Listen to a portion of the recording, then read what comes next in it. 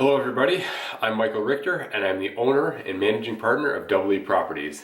And in this video today, I want to discuss with you guys some of the options I have as a result in selling the property that I'm in. It's actually been sold now and we've done very well profit-wise on this property. So I just want to discuss some of the options and what I can do with that money. And I want to just go over a few different scenarios of what I could do when you profit on real estate. So that's what I'm going to talk about. So here's what we did. We bought this property 4 years ago, okay? We bought this in 2015 in January. We closed in May the following year in 2016, okay? We bought the property under value, pre-construction from a builder, how we've made a lot of our money so far in the past. And we've done well since then. We've had one set of tenants in this property. It went well. We were cash flowing all the way along, minimally. We're doing our own property maintenance, our own property management, and we spent very little on maintenance and upkeep because it's a brand new property, right? So we've made a little bit of cash flow every month.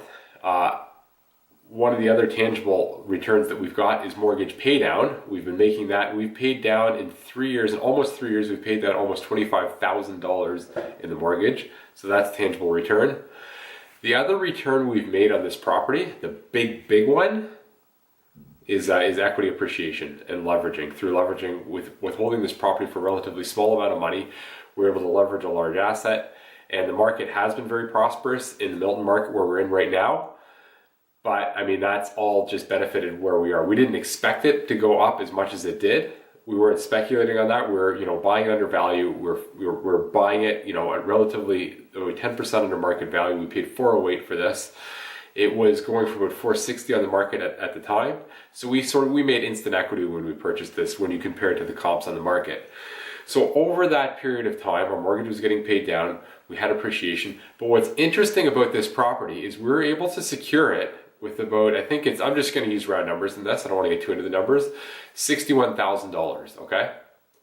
It was a $90,000 down payment with closing, but $30,000 of that came from the Golden Goose property, which I've discussed in other videos. So that's what happened with this. So where we are right now, where I sold the property, we put it on MLS. If you look around in this property here, we had a wonderful agent come through here, the best in Milton. We used very reputable, and they suggested staging the house. I wasn't fully on board with it until I saw it done, and I realized that, oh my god, this could get us so much more value than we actually thought. So we had multiple offers on this. We held offer for about 4 or 5 days, multiple offers. We took an all cash offer with a foreign buyer, no conditions, and he put a large deposit down on this property, which made us feel better. And he is basically closing on this with cash. So no emotions involved. That was the best deal, and we had to take it compared to the other deals. They're all offering asking, but some of them had conditions on financing, some of them had conditions on home inspection. And if it's conditioned on financing, I got to tell you guys that pre-approval letter is nothing, because when you actually show that to your bank, there is risk in that for us because we don't know anything about the other buyers. So an all cash offer was very favorable for us. So we sold this property. We listed it for $675,000 and we sold it for $675,000. I was expecting I did a video on this comparing buying a real estate asset compared to an SUV. I was comparing it to a friend of mine. I thought that this house would go for $650. I was being a little bit conservative, but it went for $675. So our mortgage on this right now is it's about $302,000. Agents will be about $35,000. It'll be about another $5,000 to discharge this mortgage. So we're going to walk away. We're going to walk away with well over $300,000. It's hard to see the exact numbers. Once I discharge the mortgage on that, we'll only know once we pay it down a little bit more to do that. But we're going to walk away with over $330,000 on this property. I didn't expect to make that much, and that just came from basically a dream in owning real estate. This is the third property that we bought, and we did very well on this property. I don't think those results, we've done well on the other properties, right? Those results aren't typical when you purchase a property, but we did see the opportunity and we did take that opportunity. Some of the things that I'm going to do with that money, I've got a few different options, okay? For one, I could pay down my own mortgage. I don't have any consumer debt other than my mortgage. I could pay that off and then still have some money on my primary residence. I could pay off another rental property and then just have a steady stream of income coming in. I could basically put that in my bank. I live very, my means aren't high. We don't have any, like I said, we don't have any consumer debt. So I could put that in a bank account, a high interest bank account. I mean, that'd be the very conservative thing to do, and just basically live on that money for several years. But for me, I'm an investor and I don't have the patience to really just wait around for things. So I want to be a little bit more aggressive with that. But what we're going to do is we are going to take this money and we're going to buy 3 other properties. Those are our intentions. I'm going to use some of the money to close in one of our pre-construction properties that's closing in April. The other $200,000 we are going to use to basically invest into bungalow conversions and grow that money. So instead of just having one door, one property, now we're going to buy more properties and basically grow that snowball. Now we're using the interest we made on this property to leverage that at 20% loan to value and buy the one property we're already closing on, and then buy 2 bungalows to convert into legal secondary suites. Those are our intentions. So we'll basically have an asset that's about $1.7 to $1.8 million.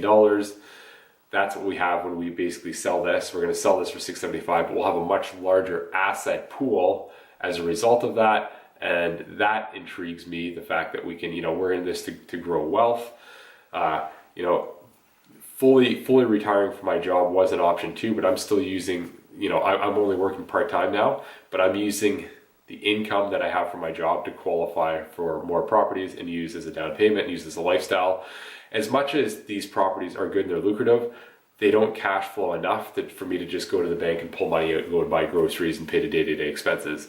So that's another point I wanted to touch on too. We buy our properties for typically appreciation and mortgage pay down. We don't buy these for cash flow. I mean, we'd be looking at large multifamily, we'd be looking at student rental, we'd be looking at short-term rental, Airbnb, cottage rentals. That's great for short-term income, in my opinion. Remember, we always have to think about, why are we doing real estate? What do we want to achieve as a result of it? And for me, it's long-term. For my family, it's a long-term wealth appreciation. So I decided to keep working a couple of days a week until I get too busy with real estate, and then I'm going to retire completely. But the big returns in real estate are the ROI. It's that equity appreciation mortgage pay down. It wasn't the cash flow in this. So we've done, because of our leverage ability, our ability to leverage money and get in with about 20% down, not even 20% down, because we're pulling that. That's a strategy I can talk about in another video. We had seasoned money. We didn't use a full 20% down because it's an investment property. That's there's ways to get around that and be really. It's all about strategy, how you do these things, and those are strategies I can talk about in another video. But for this right now, what's created my wealth in my life is that equity appreciation on this property, and now that's going to keep growing. So a lot of people reach out and they say, I want cash flow. I want to replace my income. Well, you know what? I didn't go for cash flow right in the beginning. I went for value. And, 4 years after I purchased this property, 3 years after it closed, I can now, in absence of significant cash flow, it's like I said, I've got over $300K where I now have choices. I can retire. I can buy more property. I can pay down my mortgage. I can basically, it just gave me the ability to choose what I wanted to do, because I was focusing on that wealth generation. So I just wanted to talk about that in this video. I just wanted to give you guys some food or thought. There's no right or wrong answer when it comes to real estate investing. This is just what happened to me. This is just what, basically my journey has been. And my journey has been on this one property, and we own several more properties. But I just wanted to really, give you guys some thought about what you're doing, why you're doing real estate.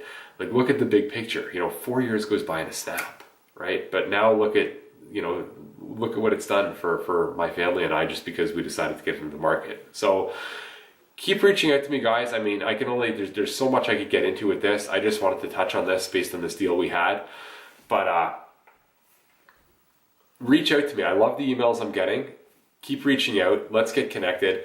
I'm happy to meet up with you guys. I've got lots of networking events that I attend around the city. We get together. We've got a smaller group that I like to mastermind with, that I like to bring people out with. And some of you from this have reached out to me, and we've connected and we've met in person. I love the emails. I love the encouragement, suggestions too. I'm always happy with that. And there is no such thing as a small response typically from an email with me, depending on how much you want to write and how detailed your email is. I love responding to that sort of stuff, and it gets me thinking, and I'm happy to help people with this. Till next time, guys, take care.